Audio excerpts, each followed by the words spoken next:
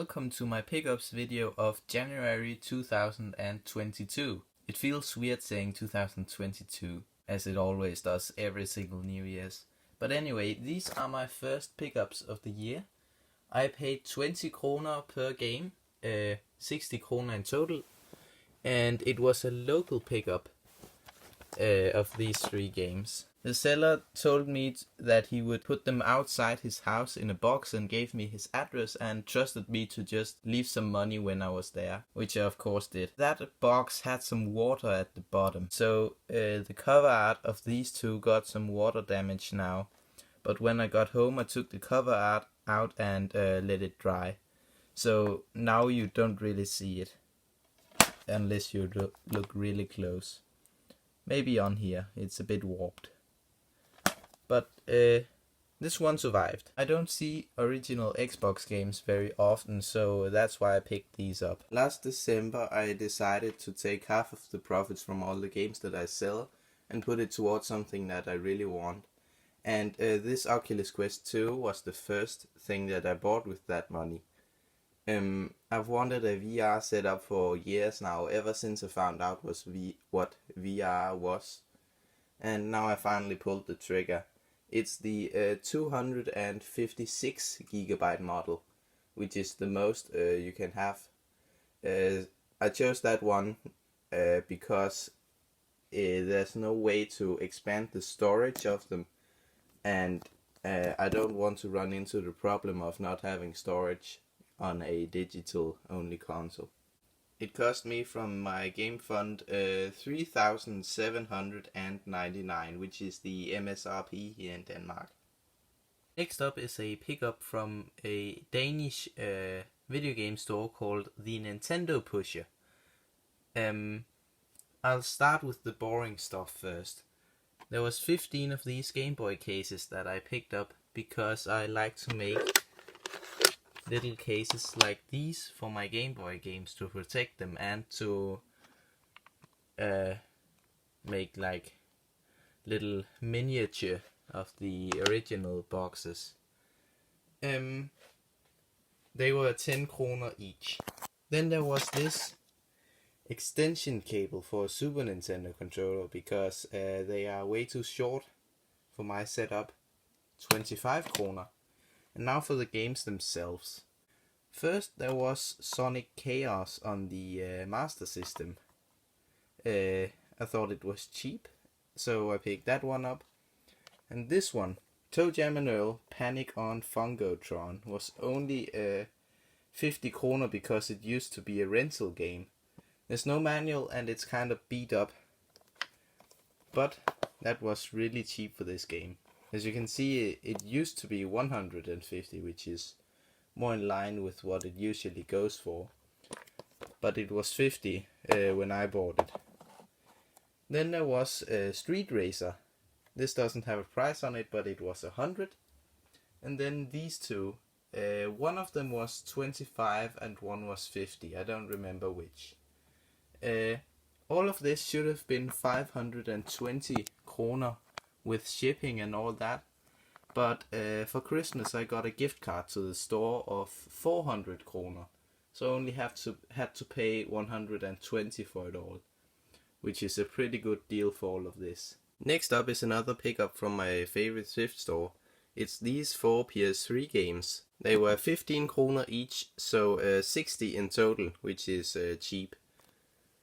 I don't care for Dragon Ball, and this one is worth a bit, so I'm going to sell that. I don't care for Batman either, so this is going to be sold. I'm probably going to keep Need for Speed The Run, as it's one of the few Need for Speed games I don't have yet, and it seems fun. And then there's Toy Story 3. This one is on a lot of people's hidden gem list, so I'm going to try that one. The store is part landfill and part thrift store. When people want to throw stuff like this out, they can choose to put it in a big bin they have in the landfill, and then the stuff in that bin will go into the store and be sold. But I'm kind of worried that they've stopped taking PlayStation 2 and like original Xbox and stuff like that in, because I did not see a single PS2 game, and usually they have tons of them. They only had a PlayStation 3 and a little bit of PS4 in here. So that's a bit worrying. They might go straight to the landfill now. Next up are two local pickups. One had some Ps4 games and the other had some Wii games. The first one I got was the Ps4 games, which was this game which I am a bit nostalgic for. Yes, I know it sounds weird to be nostalgic for a Ps4 game, but think about it. The Ps4 is going to be 9 years old this year. Yeah, I don't believe it either. And then there was Rad Rogers, which was just a loose copy, but it came in an Xbox One case for some reason. I paid 85 kroner for both of those, which is a good deal, I think. It's about what it's worth, but it's good entertainment value for your money. Then there was the Wii games, which I will go through one by one. There was 11 in total for 75 kroner. First up is Wall-E. I have the PS2 version. It's actually much better than you would expect. Golden Compass, Thrillville Off the Rails, Mario Galaxy 2, that's a good one. Big Beach Boars, that's not a good one. And then we have Tomb Raider Underworld. This is my first Tomb Raider game, so I'm excited to try it. Then there's a loose copy of New Super Mario Bros. Medieval Games, TNA Impact, Mario and Sonic. This isn't worth too much in many other places in the world, but for some reason it sells for quite a bit in Denmark. And then we got Zumba Fitness 2. Next up was this NES that I was very quick to snap up as soon as it was listed. There was some games with it. First one being Asterix. You've probably never heard of this if you aren't from Europe, but it's a popular kids series in all of Europe actually. Then there's this one which I'll skip for now. Super Mario Bros. 2 and 3. Mario 3, I'm pretty sure, is actually my favorite NES game of all time. So this was a good one to get with it. Then there's this game. This was the whole reason that I got it, even though it was quite expensive. It's Devil World in good shape, except for a little bit of sticker residue on the label and top and back, but I can get that off, I think. This is a really rare game made by the same guy, Shigeru Miyamoto, who created classics like the Mario games and Donkey Kong and so on. This was his first game that wasn't released in the arcades, and it was only released here in Scandinavia, where I live, and in Japan. It goes for around 170 bucks. So that was the main reason I picked it up.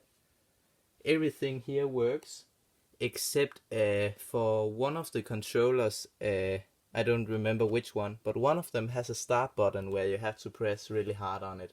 There was also the power cable, which I actually forgot to find to film this. The power cable isn't original, but it works. Then there is composite cable and 2 RF cables for some reason. I don't know why there's 2 of them, you only need 1. The NES is a slight bit yellowed on the flap and has some scuffs here, but I'm very lucky with the reader inside, as it works like 95% of the time. The only problem is with Mario Bros. 2, which obviously is the most used out of all the games, so that one has some trouble starting. But otherwise it works just fine. This has been my pickups of January of 2021. I'm so happy to finally have an NES and Super Mario Bros. 3. I've wanted that for so long now. See you next month.